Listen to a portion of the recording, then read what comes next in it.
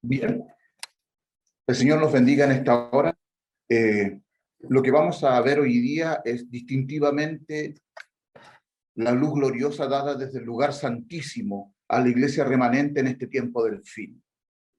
Esta verdad de la justificación por la fe, tal cual ha sido revelada a la iglesia remanente, en el contexto donde debe estar, en relación al santuario celestial y a la obra de la expiación que dio comienzo con el sacrificio de expiatorio de Cristo Jesús en la cruz el año 31 y que ha llegado hasta nuestros días y que a partir de 1844 se realiza en el lugar santísimo, es sin lugar a duda la fe adventista del séptimo día. Pero a través del tiempo y a partir de lo que hemos visto tanto de las diferencias de los reformadores con el Concilio de Trento y también las tendencias dentro de nuestra iglesia, me he remitido en esta ocasión mayormente a los escritos de Elena de White, así que como la Biblia misma tiene un principio de entender y comprender el texto por el texto, también usaremos el mismo principio, dado que es el mismo espíritu el que inspiró los testimonios del espíritu de profecía, y usaremos los textos inspirados para entender y comprender los textos inspirados. No recurriré a comentarios de ningún teólogo, solamente en acorde con lo que Pablo dice, que el hombre natural no discierne, no entiende las cosas del Espíritu de Dios, porque éstas se han de discernir espiritualmente, y dice algo muy interesante, acomodando lo espiritual a lo espiritual. Así que si bien usaremos el texto para entender el texto, también usaremos los testimonios para entender el testimonio, y también, obviamente, como podremos ver, veremos cómo el texto bíblico y el espíritu de profecía armonizan en un todo glorioso para que nosotros podamos tener la verdad tal cual brilla del arca de Dios, delante del cual está nuestro maravilloso, amante, misericordioso sumo Jesús, bienes venideros.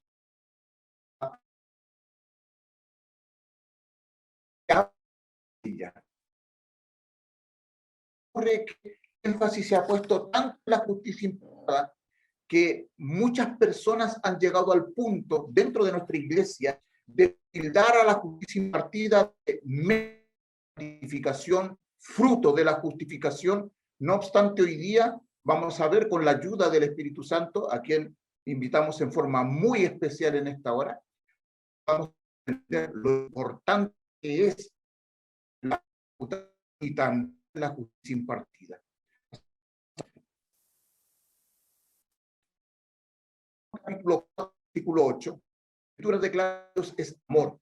Así que en Génesis capítulo 1:26, cuando Dios creó a Adán y a Eva, lo creó en posesión de ese amor, un don maravilloso puesto en su interior, siendo parte de su naturaleza. Él desarrollar una obediencia, y no obstante, aunque creado perfecto, no había límite de la semejanza, a la semejanza divina de carácter, forma y naturaleza. Entonces en Génesis 1:26 dice, versículo 4:26, hagamos al hombre a nuestra imagen, conforme a nuestra semejanza, y enseñoree. Porque Adán fue creado, ¿cierto?, en la semejanza del Dios trino, que es el amor. Adán cayó en pecado, y se da por primera vez lo que se conoce como el protoevangelio, pero en nuestro lenguaje más sencillo es la promesa de la redención, ¿no es cierto? Y por ende, la justificación por la fe. Un texto que debe ser examinado con... Moisés, disculpa, ¿podrías ir un poquito más lentito porque se te pega bastante la señal?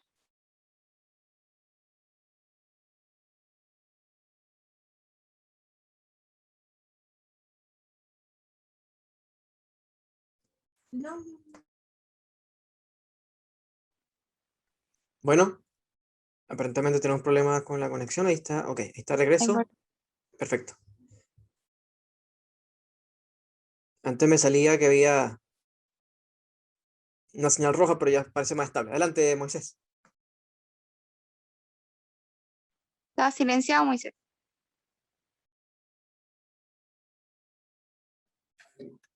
Y así como Adán y Eva cayeron en pecado, ese amor que estaba en su fuero interno, que era el que lo mantenía en armonía con Dios mediante una obediencia continua, fue extinguido.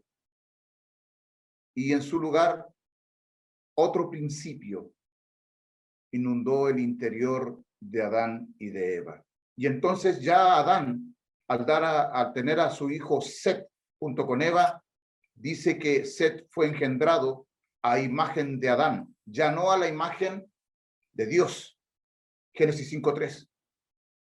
Luego avanzaremos a algún texto muy importante donde dice que cuando Jesús vino a la tierra, en cumplimiento de Génesis 3:15, Jesús nació del Espíritu Santo. Debemos observar que Génesis 3:15 dice la promesa: pondré enemistad entre ti y la mujer. Y el texto es claro, pero poco entendido, por claro que sea. Dios prometió poner enemistad en la simiente de la mujer. Entonces, Jesús en Mateo capítulo 1, versículo 20-21, en cumplimiento de la promesa de Génesis 3:15, nace del Espíritu Santo, porque el ángel le dice a José que no deje a María, su esposa, porque lo que ha engendrado en ella es del Espíritu Santo. Sin embargo, en los tiempos de Jesús, cuando él está en su ministerio, en el Evangelio de Juan, él nos revela algo, un texto muy pasado por alto también, y que deberíamos mirar con mayor cuidado y con más atención. Jesús revela la condición de su pueblo. Recuerden que el Evangelio de Juan, en el capítulo 1, dice: a los suyos vino y los suyos no. ¿Qué razón? Bueno, Juan capítulo 5, versículo 42 dice claramente: Jesús a su pueblo: yo os conozco, no tenéis a Dios en vuestros corazones. Y en Juan capítulo 3, versículo 3, su conversación con Nicodemo, Jesús explica de una forma muy clara, como no lo hace en ningún otro lugar, el proceso no paso un ser humano entrar al reino, ver el reino de los cielos, entrar en él. Dice Jesús a Nicodemo: debe nacer de nuevo del Espíritu Santo si quieres ver el reino de Dios. En su predicación en Pentecostés, Hechos capítulo 2, 38, dice Pedro en esa ocasión: arrepentíos, bautícese cada uno de vosotros en el nombre de Jesucristo para perdón de pecados y recibiréis el don del Espíritu Santo. Y nosotros siempre se nos ha enseñado que el don del Espíritu Santo es el Espíritu Santo mismo, pero Pablo, al describir, al empezar a explicar, ¿no es cierto?, ya en Romanos capítulo 5, versículo 1 al 5, su concepto, su entendimiento del misterio de Dios, que es la justificación por la fe, él da a conocer que no es solo el Espíritu Santo el don que nos da, sino que hay algo que el Espíritu Santo restaura en el corazón del ser humano que ha creído y rendido su corazón a Cristo, ha nacido de nuevo. Romanos 5, versículo 1 al 5. El versículo 1, un énfasis que pusieron los reformadores, fue: justificados pues por la fe, tenemos paz para por nuestros, y por la misma fe tenemos esta gracia. Pero avanzando al versículo 3, el apóstol Pablo claramente dice: y no solo esto. Así que ojo con esto. Y en el versículo 5, luego de describir, ¿no es cierto?, las persecuciones, las pruebas y todo lo que le ha de acontecer a un cristiano genuino en este mundo, él dice: porque el amor de Dios ha sido derramado en nuestros corazones por el Espíritu Santo que nos ha sido dado.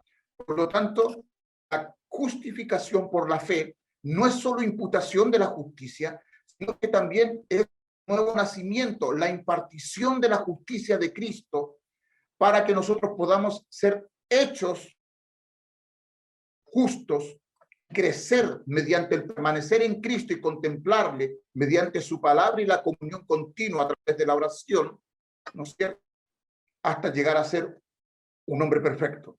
Me refiero a la perfección de carácter.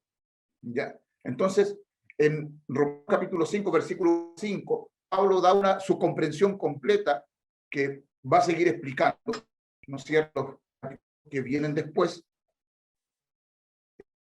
Justificación por la fe. Justificados pues por la fe. No solo esto, sino que el amor de Dios ha sido derramado en nuestros corazones. Quiere decir que en la conversión el Espíritu Santo restaura en nuestro corazón aquello que Adán perdió en caída. En Primera de Juan, capítulo 3, versículo 1, el texto comienza diciendo, mirad cuál amor ha dado el Padre. Y es interesante que Juan nos dice, mirad cuál amor nos tiene, sino cuál amor nos ha dado el Padre para que seamos llamados hijos de Dios. Y este hijo de Dios, este llamar hijo de Dios, no es solamente un título, es también el darnos el derecho, ¿no es cierto?, la autoridad, la experiencia, relación vital interna de fe a través de la palabra con Dios, ¿no es cierto?, donde somos hijos de Dios. Entonces, si ustedes, Juan capítulo 3, primero de Juan, perdón, ustedes van a poder entender que el contexto del amor de Dios es el poder impartido para que el ser humano deje de pecar. Y primera de Juan 3:6 esto se revela en forma clara que Dios es el poder para dejar de pecar. Primera de Juan capítulo 3, versículos 9, otra vez enfático, y miren cómo lo dice él. El que es justo hacia, así como es justo. ¿Quién es él? Cristo Jesús. Que no es una sola declaración de ser declarado justo, sino hecho justo por la presencia del Espíritu, el nuevo nacimiento y la impartición o derramamiento del Espíritu Santo en nuestro corazón. Apocalipsis capítulo 2 y 3 lo vamos a ver más adelante en un esquema. Elena de White relaciona la experiencia de Éfeso y la aplica a Licea. Apocalipsis capítulo 12, veremos que tras la victoria de Cristo sobre sus huestes, también se aplica, ¿no es cierto?, al pueblo de Dios, que esta victoria es disponible para todos, pero es más que simple, es una victoria a disfrutar, a experimentar. Entonces dice, y ellos le han vencido, ¿a quiénes? A Satanás y sus demonios, a los poderes terrenos, a las pasiones de la carne, que han vencido por medio de la sangre de Cristo y por el testimonio de ellos. ¿Y qué testimonio es este? Bueno, en 1 de Juan se aclara, el testimonio, ¿no es cierto?, lo tenemos en nosotros mismos porque hemos creído en Cristo Jesús y Jesús mora en nuestros corazones, pero es más abarcante también. Es que podemos vencer como Jesús venció por la fe en su nombre y por los méritos de su sangre, ¿no es cierto?, de su sacrificio. Y llega a nosotros Apocalipsis capítulo 12, versículo 17, donde se revela la restauración del don profético en el tiempo del fin, el testimonio de Jesucristo, para que el pueblo se prepare para la última batalla final, para el grande y último conflicto. Aquí está la paciencia, ¿no es cierto? Aquí están, ¿no es cierto?, los que guardan los mandamientos de Dios y tienen el testimonio de Jesucristo. Así que es muy interesante, pero dice que el dragón se llenó de ira. Entonces, ¿qué persigue el dragón? ¿Qué va a perseguir el dragón en el tiempo del fin? ¿Qué es lo que despierta su ira? También lo veremos en esta presentación. Y haremos una explicación, una comprensión de este servidor acerca de Apocalipsis 14:12, que es el cumplimiento final, ¿no es cierto?, de los propósitos de Dios de reflejar su pueblo en este mundo, en esta tierra, plenamente el carácter de Cristo. Así que vamos a las citas del Espíritu de Profecía. Habiendo visto esto en forma ya general, ahí están los textos, y al final dejaré a disposición de ustedes el PowerPoint para que lo puedan estudiar y lo puedan leer. Las citas en el Camino a Cristo, página 17, dice que el hombre estaba dotado originalmente de facultades nobles y de un entendimiento bien equilibrado. Era perfecto y estaba en armonía con Dios. Sus pensamientos eran puros, sus designios santos, pero por la desobediencia, sus facultades morales, espirituales, se pervirtieron y noten, el egoísmo reemplazó el amor de Dios en su corazón.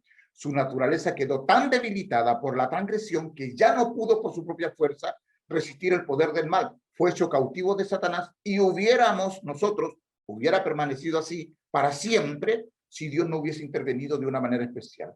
Y la sierva del Señor aclara, el amor es de Dios.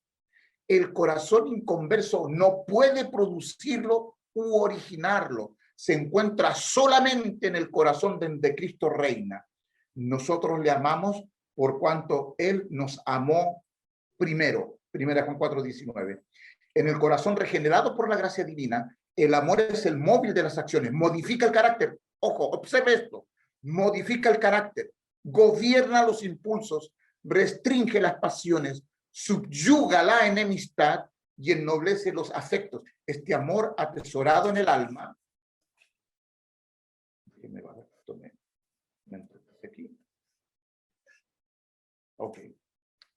Este amor atesorado en el alma endulza la vida y derrama una influencia purificadora sobre todos los que están en derredor. Entonces, vamos a ver ahora estas citas que hablan del principio antagónico al amor de Dios que Adán adquirió y que es lo que nos lega a nosotros como una herencia, el egoísmo. Es un principio antagónico al carácter y al amor de Dios. Está claramente, dice la mensajera de Dios en la matutina Cada Día con Dios, está claramente escrito en el corazón irregenerado y en el mundo caído. Todos procuran lo suyo propio. El egoísmo es la gran ley de nuestra naturaleza degenerada. Miren, la sierva le llama que es la gran ley. El egoísmo ocupa en el alma el lugar donde Cristo debiera estar. Segunda cita.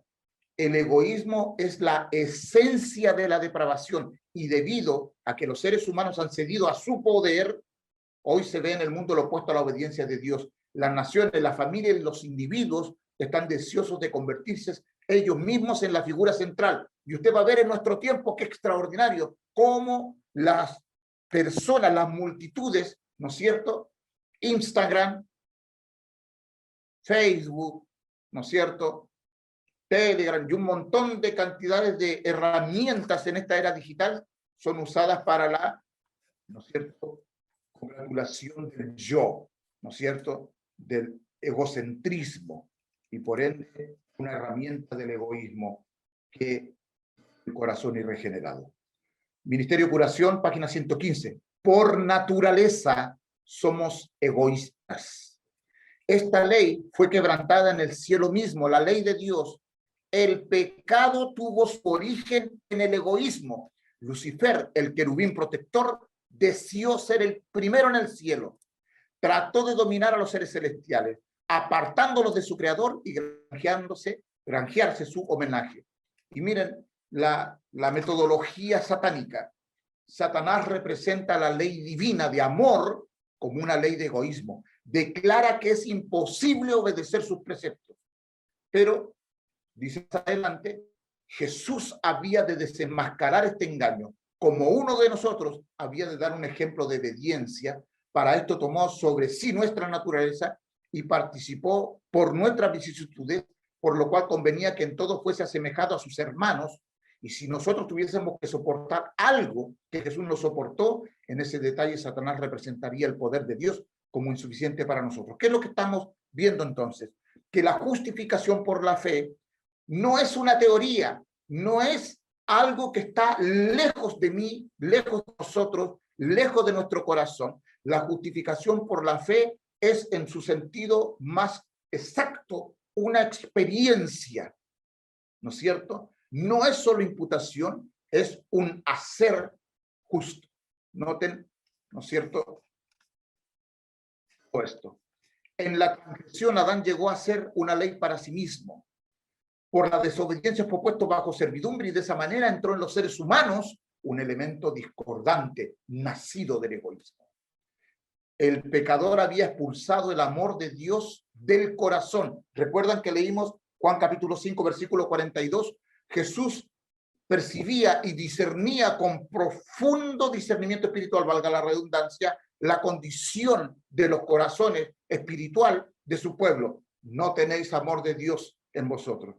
Dice, el pecado había expulsado el amor de Dios del corazón y en lugar del amor divino, estaba ocupado con el amor al mundo, el amor por la gratificación pecaminosa de las malas pasiones. Pero por la desobediencia, sus facultades, las de Adán, se pervirtieron y el egoísmo reemplazó el amor. ¿No es cierto? En una solemne apelación o un apelo solemne, página, 138, 139 en inglés, dice, el egoísmo está en juego en nuestro ser y que nos ha llegado como una herencia. Así que cuando usted estudia esto de la justificación por la fe, es imposible no tocar las otras verdades, porque la justificación por la fe está enlazada con toda otra verdad dentro de la Biblia, ¿no? El Calvario, ¿cierto? Es donde se agrupan todas las verdades, pero este evangelio, estas verdades, vienen con un marco macro hermenéutico, que se llama, que quiere decir que la gran verdad del santuario celestial le da sentido para entender correctamente la justificación por la fe. Por eso es importante que nosotros comprendamos, para alguna otra ocasión hablaremos de esto, de la temporalidad, ¿cierto? Y de la realidad del santuario celestial material, donde Cristo está intercediendo por nosotros. En el deseado de todas las gentes, dice, fuera del egoísta corazón humano, ningún otro ser vive para sí. Es el contexto de la cita. Y la verdadera conversión es un cambio del egoísmo al amor santificado para Dios y el amor mutuo entre los hombres. La fe obra por el amor y purifica el alma de todo egoísmo. O sea, estamos entrando con la justificación y tocamos lo que es la santificación, pero aquí hay un punto que aclarar directamente. La base de toda verdadera santificación, o sea, de si una persona reclama ser santificada, la base es la justicia de Cristo, es la justificación por la fe correctamente entendida como un todo, ¿no es cierto? Donde no solamente se nos imputa, y lo hemos dicho varias veces, sino que se nos imparte la justicia de Cristo. Esto debe entenderse en el contexto que en nuestro tiempo la expiación en el santuario celestial, en el lugar santísimo, es dual. Es una obra que Cristo realiza en el lugar santísimo al mismo tiempo y a su vez el pueblo de Dios que le contempla por fe, debe el Espíritu Santo, en colaboración, ¿no es cierto?, el ser humano con el poder y la presencia del Espíritu Santo, realizar también una obra especial de purificación entre el pueblo de Dios aquí en la tierra. Ahora, la gracia que Cristo implanta en el alma es la que crea la enemistad contra Satanás. O sea, la justificación por la fe tiene como uno de sus objetivos interrumpir, transformar, romper la armonía que el ser humano ha entablado con el archienemigo de Dios, ¿no es cierto? Y que es, ¿no es cierto?, esa unión en el punto principal que es el egoísmo. Satanás fue el primer egoísta del universo. Y Adán, como criatura creada por Dios, al pecar se le unió en esa rebelión. Pero Dios en Génesis 3:15 dice, pondré enemistad, y esta enemistad se concreta a través de la justificación por la fe. En el nuevo principio, en el alma, crea conflictos donde hasta allí había habido paz. Siempre que se ve a un hombre que aborrece el pecado en vez de amarlo, cuando resiste y vence esas pasiones que lo habían regido interiormente, allí se ve la operación de un principio enteramente de lo alto. El Espíritu Santo debe ser constantemente impartido al hombre o no tendrá voluntad para contender. Joya de los Testimonios, tomo 2. Ustedes van, luego después ustedes podrán leer todas las citas, los lugares donde se encuentran, para que podamos avanzar. Y dice, en aquel que simpatice plenamente con Cristo, no habrá egoísmo ni exclusivismo. Y aquí viene una declaración muy interesante de la Radiant Herald del 28 de marzo de 1893. que Cristo estaba libre de toda mancha de egoísmo. Ahora, aquí, este es un paréntesis que quiero hacer un poquitito, si en algún momento vamos a tocar lo que es la naturaleza de Cristo. ¿Ya? Pero quiero hacer este paréntesis. El amor de Dios es restaurado en nuestro corazón cuando creemos en Cristo Jesús y le aceptamos por fe. La justificación por la fe crea entonces, mediante la obra del Espíritu Santo, un nuevo corazón, nos hace una nueva creación y llegamos a tener ¿cómo decimos? El orden es claro, déjenme acordarme. Nos da un nuevo corazón, somos hechos nuevas criaturas, parte de una nueva creación. Ahí está, ¿ya? Pero Jesús también vino nacido del Espíritu Santo. Y a diferencia de nosotros, que tenemos que nacer de nuevo, después de un pasado anterior en nuestra existencia humana, desde que nacemos, donde, ¿no es cierto?, no tenemos ese amor por herencia, Jesús vino en posesión del amor de Dios. Y por eso, dice la sierva del Señor, Cristo estaba libre de toda mancha de egoísmo. Y en el deseado de todas las gentes, dice, en la cruz del Calvario. Miren, qué interesante. El amor y el egoísmo se encontraron frente a frente. Allí fue hecha su manifestación culminante, o sea, máxima. Entonces, lo clara que es la mensajera del Señor, y uno se pregunta, ¿de dónde tomó esto? Pues de los textos que hemos leído al principio, desde la Escritura, viene toda esta luz, que no solo es la justificación por la fe, no es solamente una mera transacción legal, sino que también es un cambio en el corazón, ¿no es cierto? Es una experiencia, es un cambio vital en nuestro interior. Cristo fue el canal por cuyo medio pudieron fluir la misericordia, el amor, note, y la justicia del corazón de Dios, que es extraordinario, al corazón del pecador. El amor de Dios a través de Jesucristo es derramado. Si usted lo compara con Romanos capítulo 5, versículo 5, ¿no es cierto? Es armónico. Es derramado ampliamente en el corazón de cada miembro de su cuerpo. Y noten esto, llevando consigo la vitalidad de la ley de Dios, el Padre. O sea, mediante la justificación por la fe, la gracia de Dios no es un truco, no es un plan ingenioso para saltear la ley y poner una armonía con Dios. No, la gracia nos pone en armonía con la ley de Dios y por ende también con el carácter de Dios, porque, ¿no es cierto?, cambia nuestra naturaleza. Ahora, tiene esto del discurso maestro de Jesucristo, página 97, y noten ustedes, pero el perdón tiene un significado más abarcante del que muchos suponen. Anteriormente habíamos visto en las otras presentaciones de que justificación y perdón son sinónimos, pero el perdón tiene un significado más abarcante del que muchos suponen. El perdón de Dios no es solamente un acto judicial, que era la comprensión, habíamos dicho también anteriormente, en las otras presentaciones de los reformadores. No es solamente un acto judicial por el cual libras de la condenación. No es solo el perdón del pecado, es también una redención del pecado. Es la efusión del amor redentor que transforma el corazón. Y noten, David tenía el verdadero concepto del perdón, por ende tenía el verdadero concepto de la justificación. Y David vivía en relación con el tabernáculo. Cuando oró, crea en mí, oh Dios, un corazón limpio y renueva un espíritu recto dentro de mí. Y este alcance quiero hacerles. En Génesis capítulo 1, versículo 1 dice, en el principio creó Dios los cielos y la tierra. Bereshit bara Elohim en hebreo. La palabra bara se usa exclusivamente para lo que Dios crea. En ninguna otra parte se usa en relación a nada más, solamente al poder creador de Dios. Y miren, David la usa aquí, en el Salmo 51:10. Crea en mí, vará, ¿no es cierto? Algo que solamente Dios puede hacer. No lo puede hacer la cultura, dice Elena de White en el Camino a Cristo. No lo puede hacer la instrucción, no lo puede hacer la educación, ni la filosofía. No, es un hecho, es una obra totalmente divina. Es una obra sobrenatural en el corazón del ser humano. Ahora lo que pasaba en tiempo de Jesús. En la época de Cristo, las mentes estaban absorbidas por los asuntos comunes de la vida, tal como Satanás lo había planeado. El pecado había expulsado el amor de Dios del corazón y en lugar del amor divino, Este estaba ocupado con el amor al mundo, el amor por la gratificación pecaminosa de las malas pasiones. Con razón Jesús en Juan 5:42 dice, yo os conozco, no tenéis amor de Dios en vuestros corazones. Él sabía muy bien lo que estaba diciendo. El engaño del pecado había llegado a su culminación, dice el deseo de toda la gente.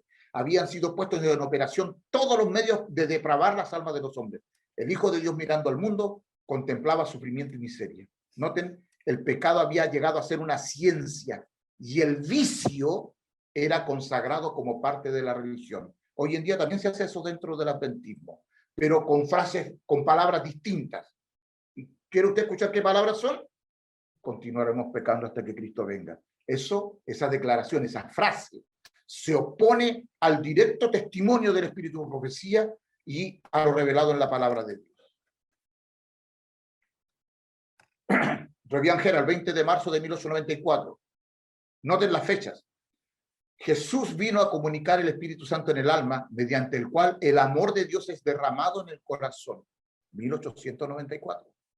El Espíritu Santo trae el amor de Dios a nuestros corazones.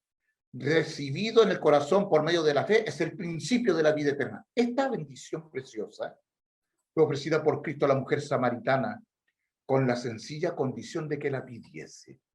Extraordinario. El joven rico anhelaba la vida eterna, pero no quería recibir en el alma ese amor abnegado. El único que es vida es el amor de Dios. Ese es el principio que nos lleva, que nos motiva a nosotros a renunciar a todo por amor a Dios y también por amor al prójimo. Sí, entre paréntesis, los judíos, sí es un sí condicional, no una afirmación. Si los judíos quisiesen abrir sus corazones para recibir plenamente a Cristo, entonces, noten, la misma vida de Dios, su amor moraría en ellos, transformándolos a su semejanza. Así, por el don generoso de Dios, poseerían la justicia exigida por la ley. Si Dios es un Dios de amor, si la ley es una ley de amor, entonces el Espíritu Santo tiene que poner dentro del ser humano, ¿no es cierto?, impartir al ser humano aquella obra, ¿no es cierto?, sobrenatural que nos pone en armonía. Es un cambio en la naturaleza del ser humano. El Evangelio de Cristo no podía ser colocado en sus corazones de los judíos por causa de sus tradiciones.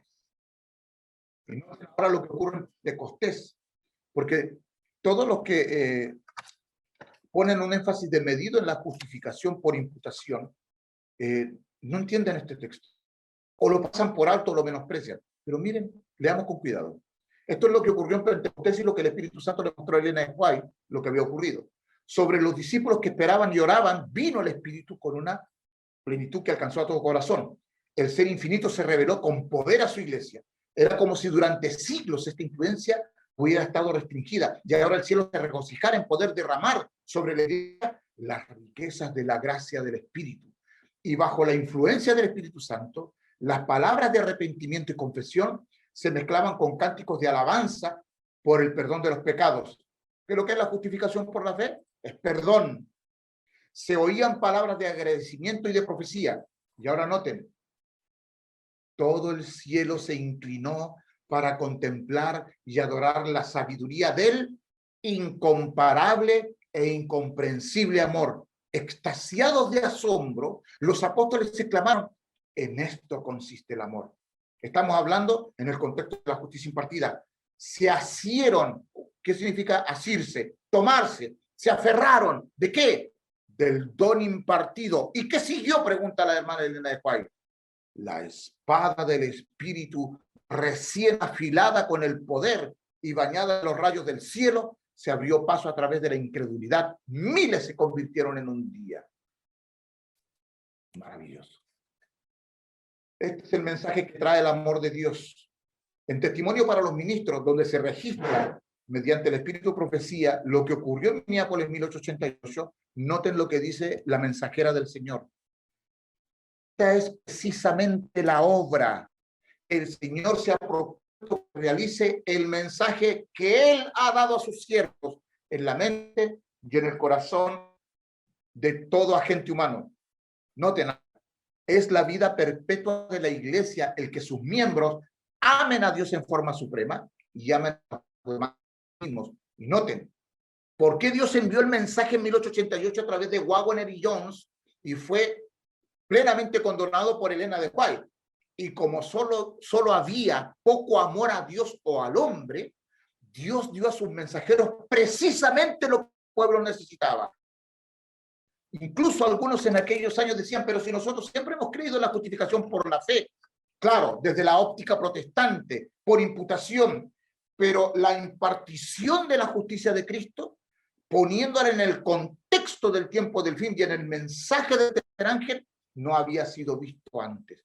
Aunque Elena de White dice que ella lo había venido predicando años antes y que lo había conversado con su esposo Jaime White. Noten, Dios dio a sus mensajeros precisamente lo que el pueblo necesitaba. Los mensajeros fueron grandemente bendecidos porque vieron los brillantes rayos del sol de justicia y surgieron vida y esperanza en sus corazones.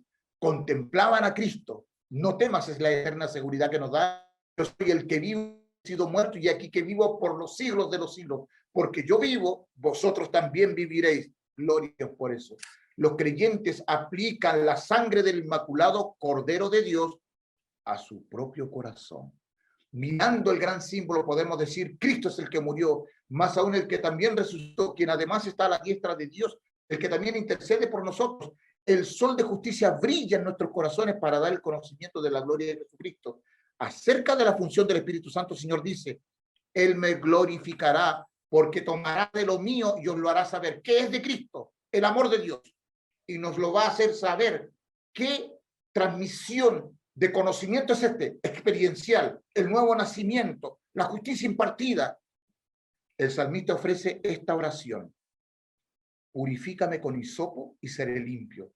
Lávame y seré emblanquecido más que la nieve. Crea en mí, oh Dios, un corazón limpio y renueva un espíritu recto dentro de mí. No me eches de delante de ti, no quites de mí tu Santo Espíritu. Vuélveme el gozo de tu salud y el espíritu libre me sustente. Y enseñaré a los prevaricadores tus caminos y los pecadores se convertirán a ti. Note, el Señor quiere que estos grandes temas, el que estamos viendo hoy, sean estudiados en nuestras iglesias. Y si cada miembro de la iglesia diera acceso a la palabra de Dios a su vida, esta produciría luz y comprensión en los simples. Esto no es una verdad oculta. Esto no es algo está claramente revelado, pero prejuicios, presupuestos, el poner interpretaciones humanas, filosofías, ha impedido que muchos de nuestros hermanos puedan ver la verdad como es en Cristo Jesús. Manuscrito 24 de 1988. Al pastor Waggoner le fue concedido el privilegio en Minneapolis de hablar claramente y presentar sus puntos de vista sobre la justificación por la fe y la justicia de Cristo en relación con la ley. Esto no era ninguna luz nueva, sino la antigua luz colocada donde debería estar en el mensaje del tercer ángel. En el tiempo de los reformadores tuvieron la verdad de la justificación por la fe, pero faltaba desarrollarla más, faltaba colocar en el contexto espacio-temporal, escatológico, que es el sentido que le damos nosotros como adventistas, la justificación por la fe. De hecho, Elena de White escribe en una ocasión, muchos me han preguntado si el mensaje de la justificación por la fe es el mensaje del tercer ángel. Y he respondido, dice ella, es el mensaje del tercer ángel en verdad. Veo la hermosura de la verdad presentada en la presentación de la justicia de Cristo en relación con la ley, como el doctor Waggoner la ha colocado ante nosotros. Si nuestros hermanos dirigentes aceptasen la doctrina que ha sido presentada tan claramente, la justicia de Cristo en conexión con la ley, y sé que necesitan aceptarlo, note, sus preconceptos no tendrían un poder controlador. Cuidado, mi hermano, con los preconceptos. Tomemos la palabra de Dios como lo que es, palabra de Dios. Aceptémoslo al pie de la letra y verá cómo nuestra experiencia va a cambiar radicalmente. Presentaba la justificación por la fe, entonces, los ministros. Presentaba la justificación por la fe en el garante. Convidaba a la gente a recibir la justicia de Cristo. Así que, ¿cuál fue el mensaje de 1888? No solo fue la imputación de la justicia, sino la gran verdad en armonía con ella de la impartición de la justicia. Que Cristo ponga su justicia sobre mí en la imputación es maravilloso, pero que la ponga y la imparta dentro de mí, porque Cristo está en el santuario, y la gran verdad que brilla en el Nuevo Testamento, que el pueblo israelita, el pueblo judío no entendió, es que nosotros somos templo del Espíritu de Dios, donde la justicia de Cristo también, ¿no es cierto?, busca morar por la presencia del Espíritu Santo. Dice aquí, convidaba a la gente a recibir la justicia de Cristo que se manifiesta en la obediencia a todos los mandamientos de Dios, impartiendo el inapreciable don de su propia justicia al desvalido agente humano. Noten, este es el mensaje. Este es el mensaje que Dios ordenó que fuese dado al mundo. Es el mensaje del tercer ángel que ha de ser proclamado en alta voz y acompañado con un abundante derramamiento del Espíritu Santo. ¿No es cierto? Es la verdad. Noten ahora, pues, esta cita para mí es extraordinaria.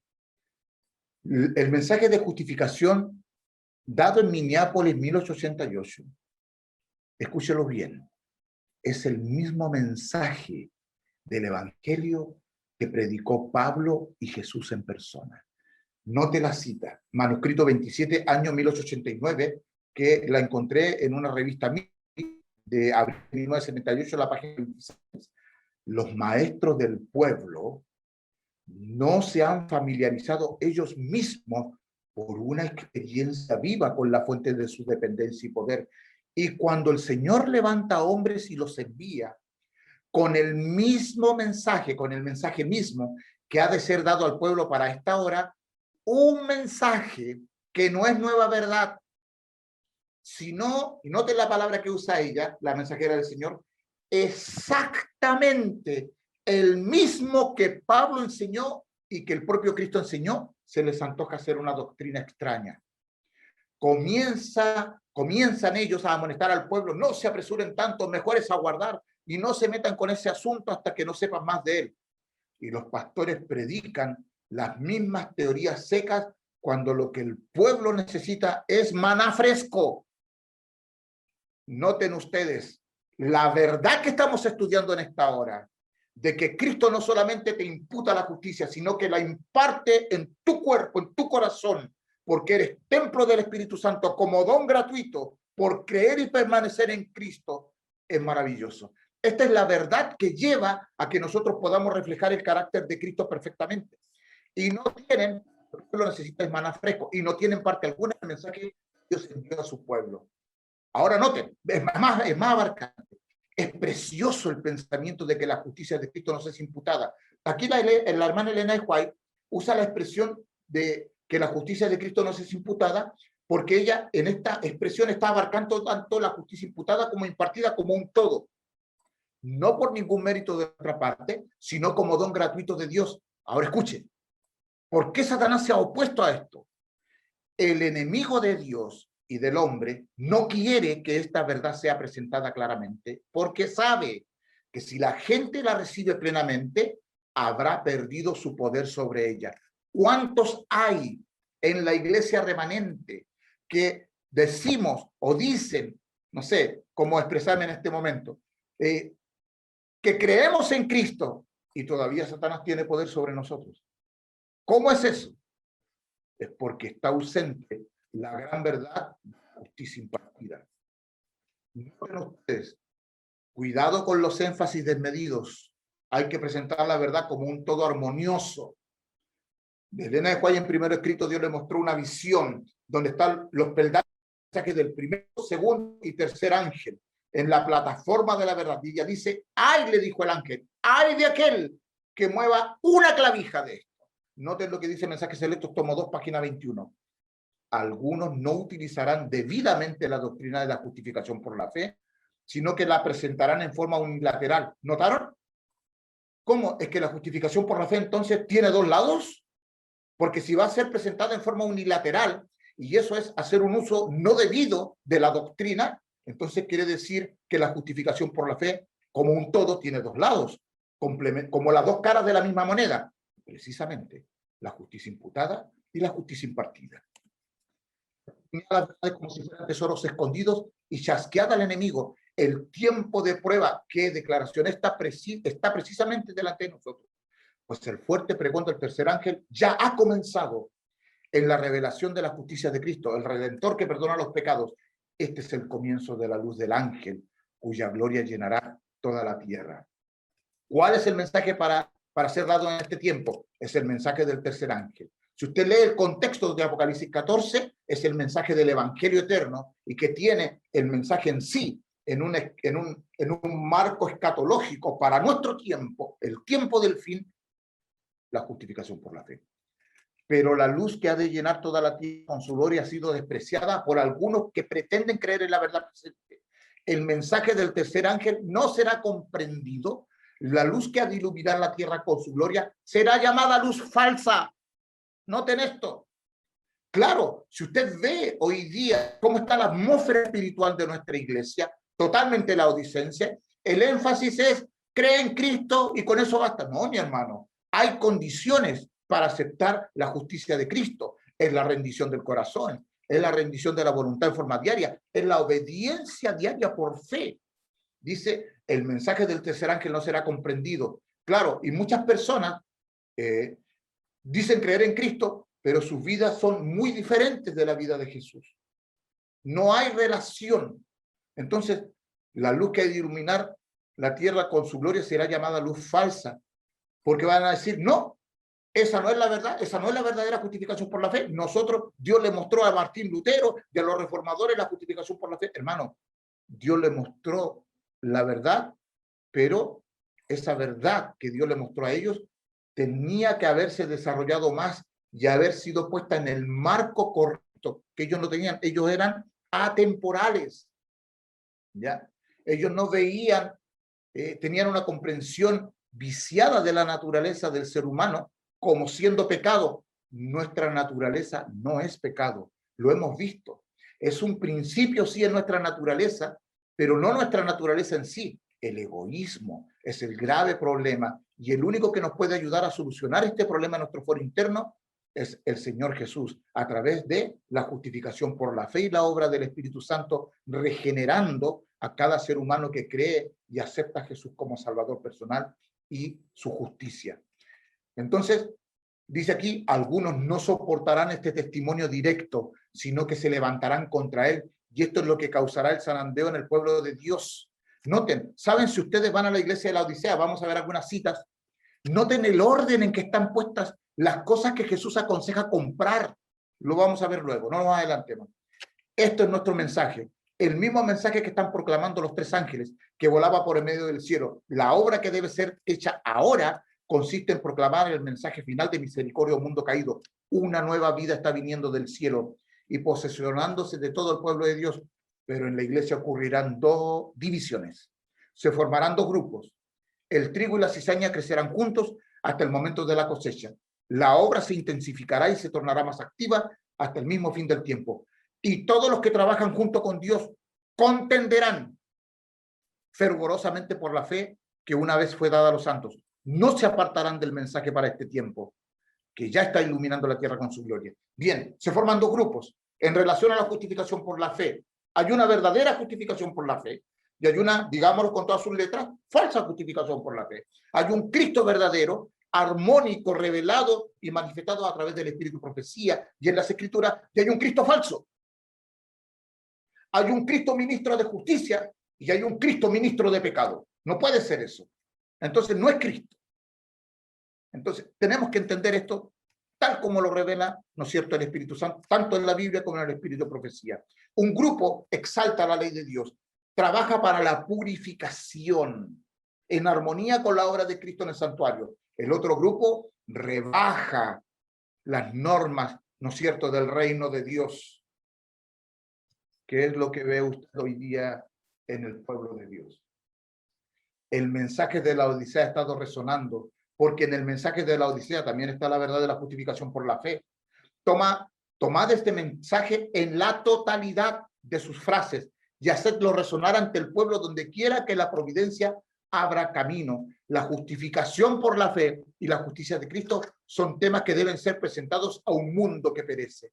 Pregunté cuál era el zarandeo que yo había visto y me mostró que lo motivaría el testimonio directo que exige el consejo que el testigo fiel le dio a la iglesia de la Odisea. Moverá este consejo el corazón de quien lo reciba y lo inducirá no a rebajar,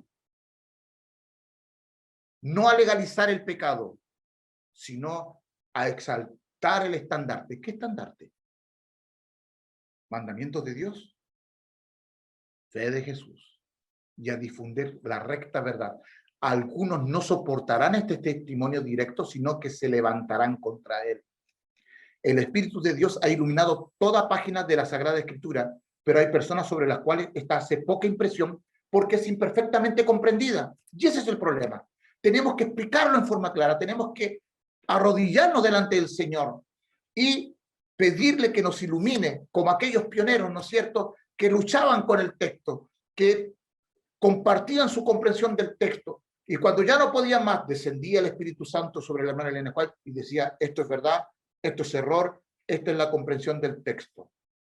Entonces, cuando viene el zarandeo por la introducción de falsas teorías, estos lectores superficiales, que no están anclados en ningún lugar, son como la arena movediza, ¿no es cierto? Albergue el engañador, al engañador y al testigo falso, una iglesia que ha tenido gran luz, gran evidencia, y esa iglesia desechará el mensaje que el Señor ha enviado, está refiriendo a 1844, y recibirá los más irrazonables acertos.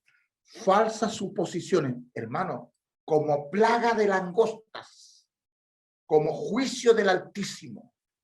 En la iglesia remanente hoy día hay falsas suposiciones y falsas teorías, tanto dentro como en los límites del pueblo de Dios, como los que se salieron y están atacando al pueblo remanente. Satanás se ríe de la insensatez de ellos porque él sabe cuál es la verdad. Muchos ocupan nuestros púlpitos sosteniendo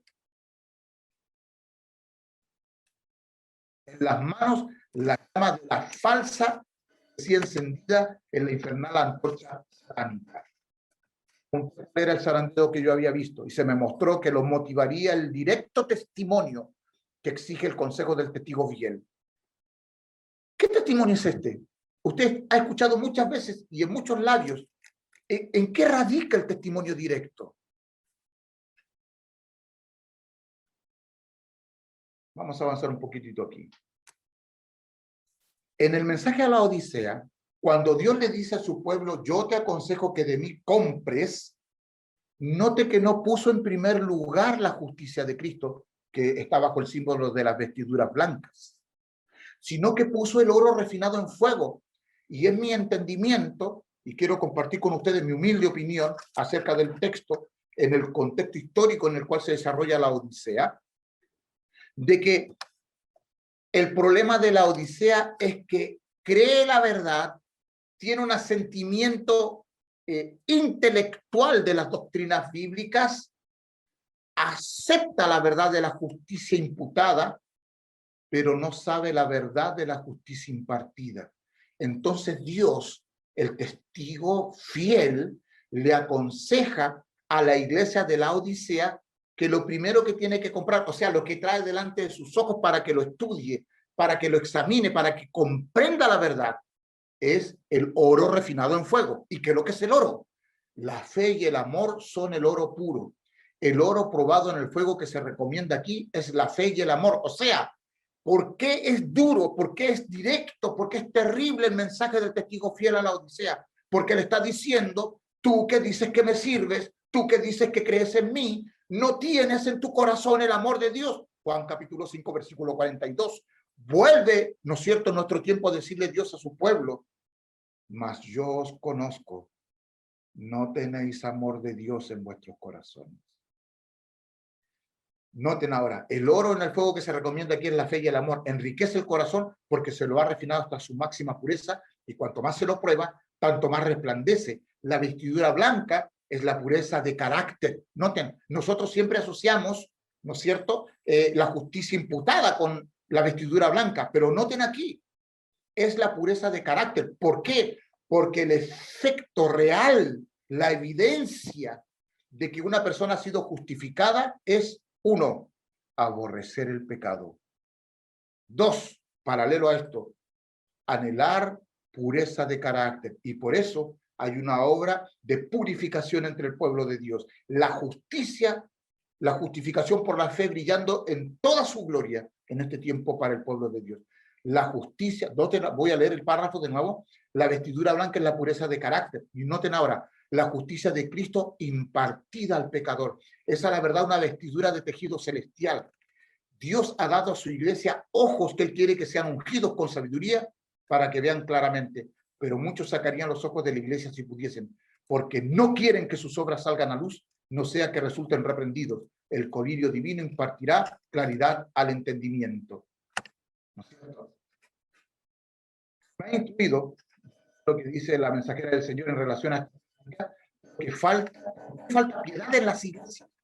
Me ha instruido que diga que estas palabras, las de Apocalipsis capítulo 2, versículos 4 y 5, que tienen que ver con el periodo de Éfeso, son aplicables a las iglesias adventistas del séptimo día en su condición presente en tiempo de Elena de White, pero también es muy real en nuestro tiempo. Se ha perdido el amor de Dios, y esto significa la ausencia del amor mutuo. El yo es complacido y lucha por la supremacía. Hermano, libros con rostros, presentadores tanto, presentadores allá. Hermano, hay una cita, no la pude encontrar, donde Elena de White le dice a los predicadores, salgan, detrás está la cruz, salgan, dejen que la gente contemple el Calvario. Interesante.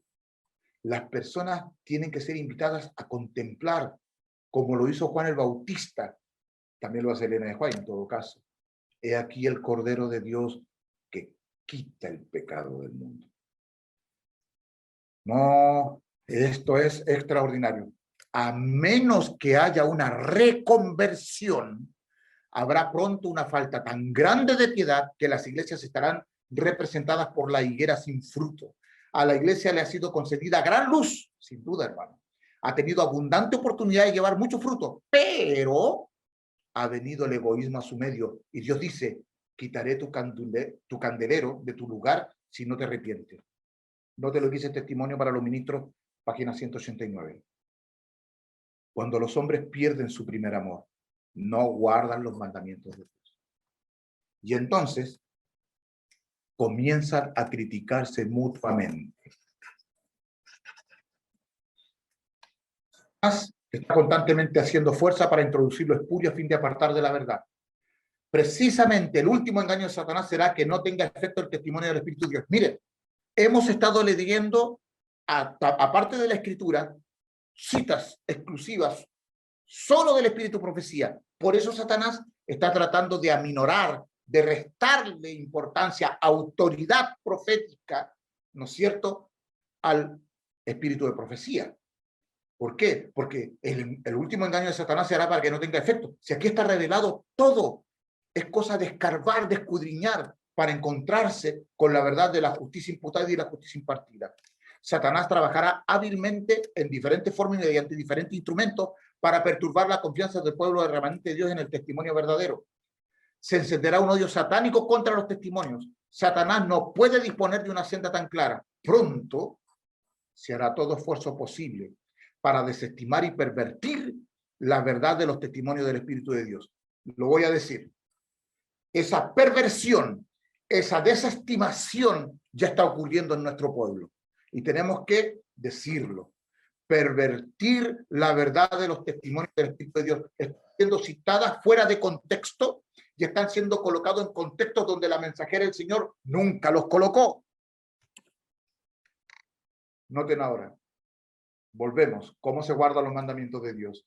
Cristo carga la penalidad de las transgresiones del pasado del hombre y comunica al hombre su justicia, haciendo posible que el hombre pueda guardar la santa ley de Dios. O sea, la justificación por la fe no es solo declarar, es hacer justo. Algunos no soportarán este testimonio directo, ¿no es cierto? De que imagínense, ir a la iglesia, participar, dar el diezmo, hacer ofrendas, salir a acción misionera, golpear la puerta, y que el testigo fiel diga, pero tú no tienes amor de Dios en tu corazón. ¡Qué terrible! ¡Qué terrible, hermano! Así también le ocurrió a Israel.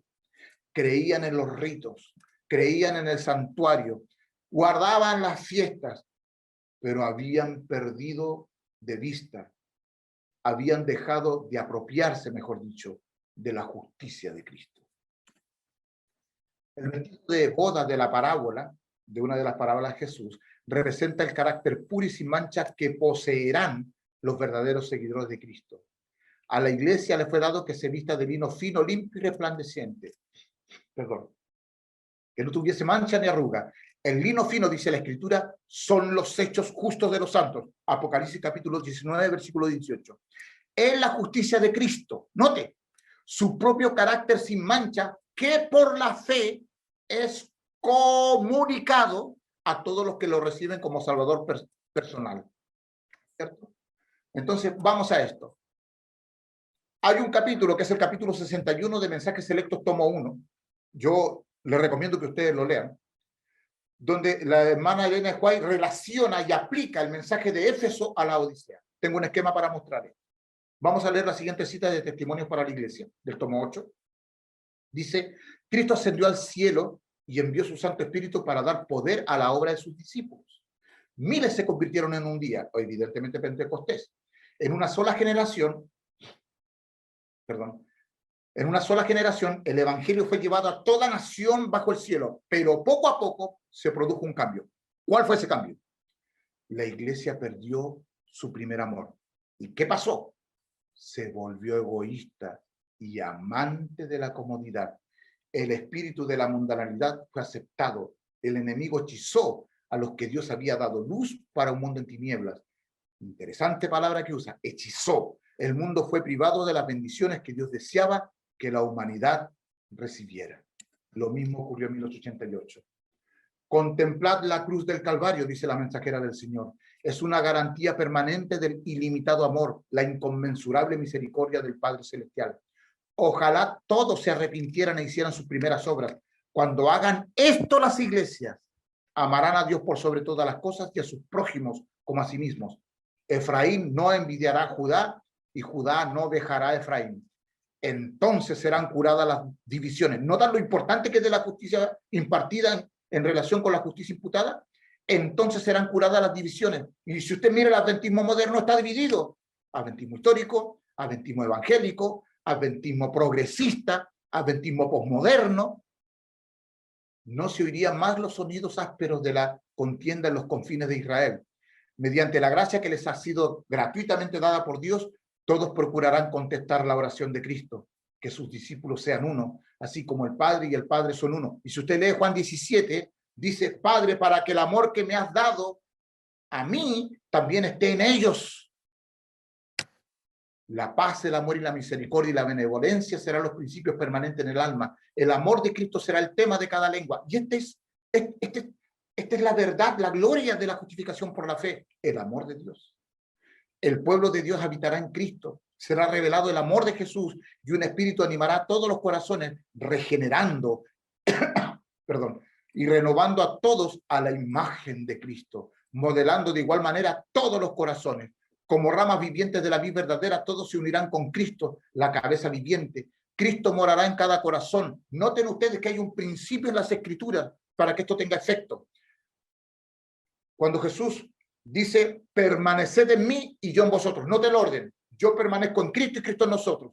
O sea, a Pablo le fue dado predicar el evangelio, que es Cristo por nosotros. Pero también el misterio del evangelio, que es Cristo en nosotros, la esperanza de gloria. Claramente revelado en el Nuevo Testamento. Noten el principio en Isaías 53. ¿Quién ha creído nuestro anuncio y sobre quién se ha manifestado, se ha revelado el brazo de Jehová? Creer, pero es un creer que trae una manifestación, o como lo que le dijo Jesús, ¿no es cierto? A las hermanas de Lázaro, antes de que lo resucitara. ¿No te he dicho que si crees, verás la gloria de Dios? Comprad sin dinero, gratis, pero tiene algo que comprarse a la luz del mensaje de la Odisea, la rendición del corazón, la entrega de la vida a Cristo Jesús. ¿No? Dice aquí, entonces, no se oirán malos sonidos de ásperos de la contienda de los confines de Israel. Más abajo, El amor de Cristo será el tema de cada lengua y no dirá más el testigo fiel. Noten, el testigo fiel que es de la Odisea. Tengo contra ti que has dejado tu primer amor. El pueblo de Dios habitará en Cristo. Será revelado el amor de Jesús y un espíritu animará todos los corazones, regenerando y renovando a todos a la imagen de Cristo, modelando de igual manera todos los corazones. Cristo morará en cada corazón, guiando, consolando, santificando y presentando al mundo la unidad de los seguidores de Jesús. La unidad de la iglesia de Cristo demostrará que Dios envió a su Hijo unigénito al mundo. Ahora, la iglesia remanente, mensaje selecto toma 1, la iglesia remanente está llamada a atravesar una experiencia similar a aquella de los judíos, y el testigo fiel que anda en medio de los 7 candeleros de oro tiene un solemne mensaje que mostrar a su pueblo. Él dice: pero tengo contra ti que has dejado tu primer amor. Noten, es el mensaje que se le dio a Éfeso, pero está aplicado a la Odisea. ¿Por qué? Porque tenemos que restaurar la verdad de la justicia impartida para que se pueda comprender toda la verdad completa de la justificación por la fe. Recuerda, por tanto, de dónde has caído y arrepiéntete. Noten ahora, el amor de Dios se ha estado desvaneciendo en la iglesia y como resultado, el amor del yo ha surgido con renovado vigor. Con la pérdida del amor de Dios ha venido la pérdida del amor por los hermanos. La iglesia puede corresponder con toda la descripción que se da de la iglesia de Éfeso y, sin embargo, faltarle la piedad vital. De ella dice Jesús: yo conozco tus obras, y tu arduo trabajo y paciencia, y que no puedes soportar a los malos. Ya has probado a los que se dicen ser apóstoles y no lo son, y los has hallado mentirosos. Ya has sufrido, ya has tenido paciencia, ya has trabajado arduamente por amor de mi nombre, y no has desmayado, pero tengo contra ti que has dejado tu primer amor. Aquí, el tema que les presento, ¿no es cierto? Ya vamos a ir concluyendo prácticamente. Noten ustedes que la iglesia en Éfeso, que significa deseable, la justificación enseñada por la fe, por Jesús y por los apóstoles, por Pablo, ¿no es cierto?, que es el verbo encarnado, ¿no es cierto?, que la iglesia se aleja, pierde el primer amor, y mientras más se alejó como iglesia del amor de Dios, de la verdad de la justicia impartida y de la justificación por la fe, cayó en unas densas tinieblas hasta que se dio a luz, ¿no es cierto?, lo que es el romanismo, el papado, ¿ya? Pero para el tiempo de Filadelfia, que significa amor de hermanos, el Señor buscaba restaurar la verdad de la justicia impartida. Y por eso, en el periodo de la Odisea, se da, ¿no es cierto?, el consejo de comprar oro refinado en fuego. Y esto está en relación, ¿no es cierto?, con la obra y esta lucha en el gran conflicto desde el santuario celestial, cómo Dios ha venido luchando contra las huestes de Satanás que ha implantado en este mundo, ¿no es cierto? Nosotros sabemos durante la Edad Media, un poder antagónico el diablo colocó en este mundo contra el cielo, que está claramente revelado, ¿no es cierto?, en el libro de Daniel.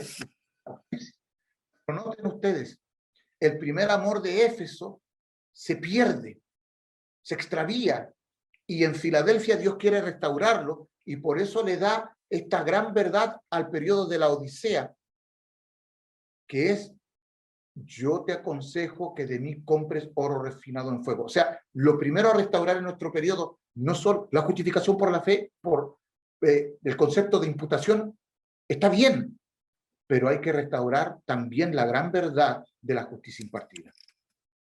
El oro refinado en fuego es la fe que obra por amor. Solo esto, noten, solo esto puede ponernos en armonía con Dios. Podemos ser activos, podemos hacer obras, mucha obra, pero sin amor, un amor tal como el que moraba en el corazón de Cristo, nunca podrá ser contado, podremos ser contados en la familia del cielo. No sé si usted se ha preguntado, ¿cómo puede una persona que es parte de la iglesia militante, con esta gran verdad de la justificación por la fe, llegar a ser parte de la iglesia triunfante? Lea con atención conmigo. Los miembros de la iglesia militante que han demostrado ser fieles integrarán la iglesia triunfante. Note ahora, la vida de Cristo era una vida llena con un mensaje divino del amor de Dios, y él ansiaba intensamente impartir ese amor a otros en una rica medida. Su semblante resplandecía de compasión y su conducta se caracterizaba por la gracia, la humildad, la verdad y el amor.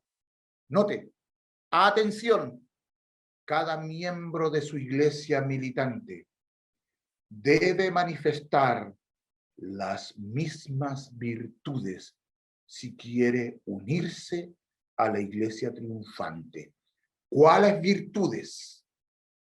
La vida de Cristo era una vida llena con un mensaje divino del amor de Dios y él ansiaba intensamente impartir ese amor a otros en una rica medida, o sea, la proclamación del evangelio para testimonio a todas las naciones, y entonces vendrá el fin. Por eso Elena de White dice, cuando el carácter de Cristo sea plenamente reflejado por su pueblo, entonces vendrá él a buscarnos y a reclamarnos como suyos.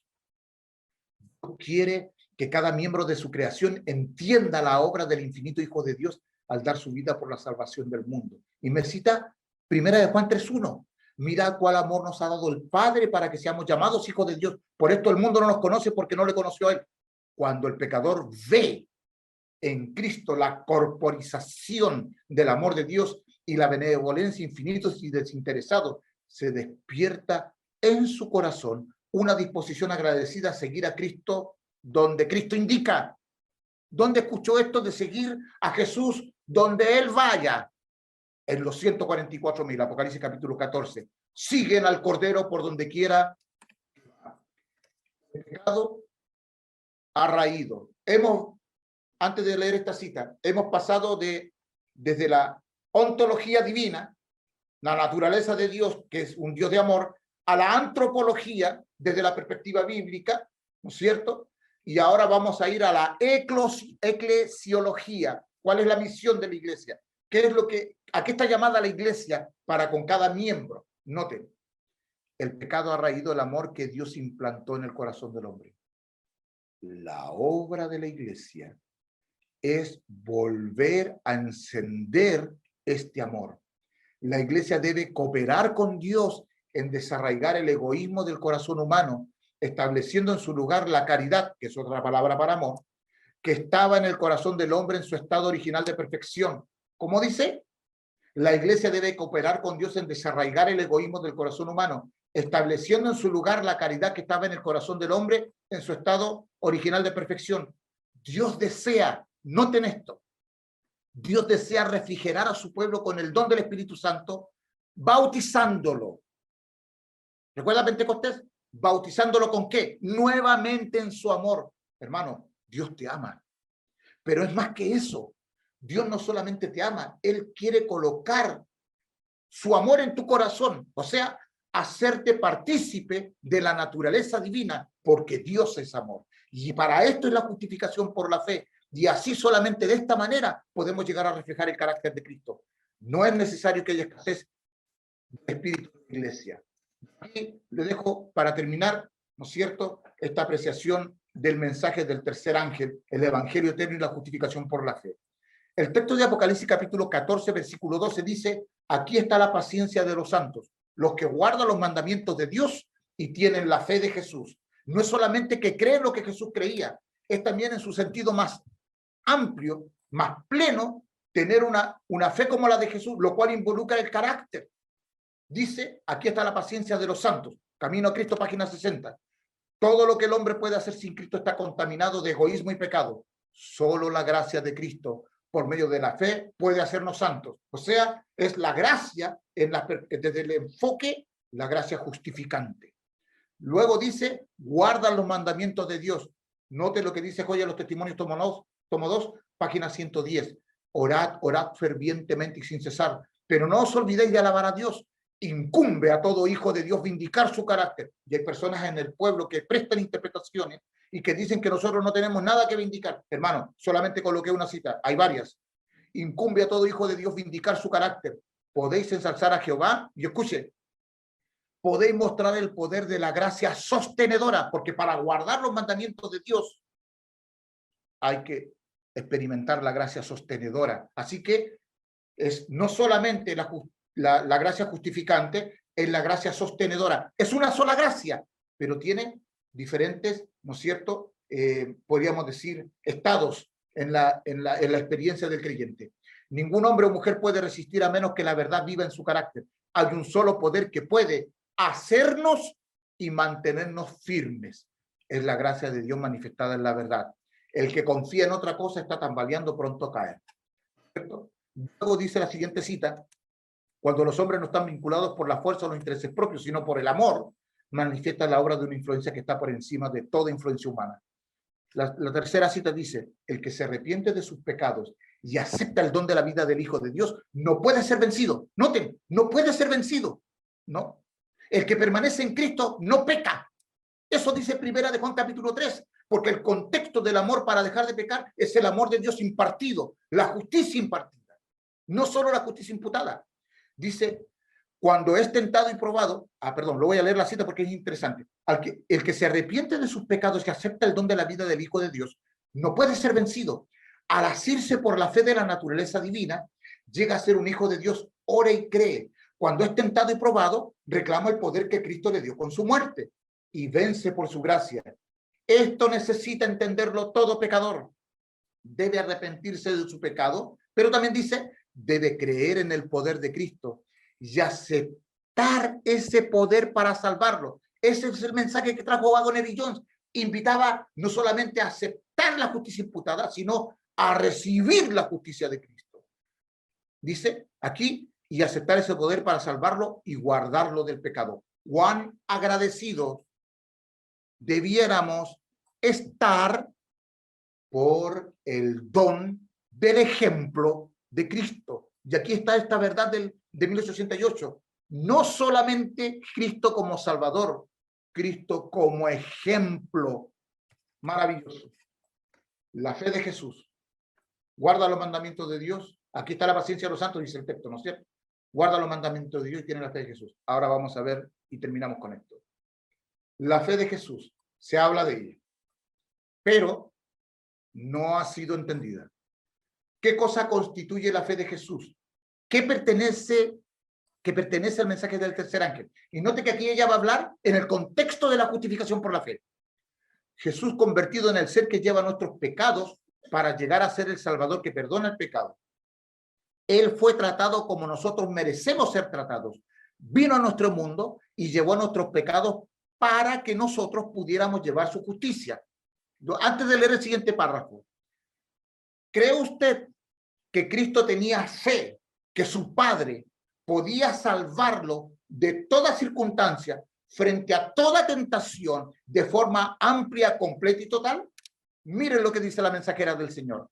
Y la fe en la capacidad de Cristo de salvarnos a nosotros en forma amplia, completa y total es la fe de Jesús. O sea, el verdadero concepto de justificación por la fe, desde la obra de Cristo en el lugar santísimo y la obra del Espíritu Santo en nosotros, es la gran verdad. Por eso Pablo le dice que a él le fue dado hablar, predicar con denuedo el misterio del Evangelio. ¿Y cuál es el misterio del Evangelio? Hermano, que Dios te colocara a ti en Cristo es maravilloso. Gracias, Señor, por el perdón. Pero no solamente es perdón del pecado, es liberación del poder del pecado. O sea, Cristo en vosotros, la esperanza de gloria. Que el Señor les bendiga y les voy a dejar también el PowerPoint con las citas. Pude haber colocado muchas más, pero con estas creo que el mensaje de la justicia impartida ha vuelto a nosotros el mensaje de 1888. Bendiciones.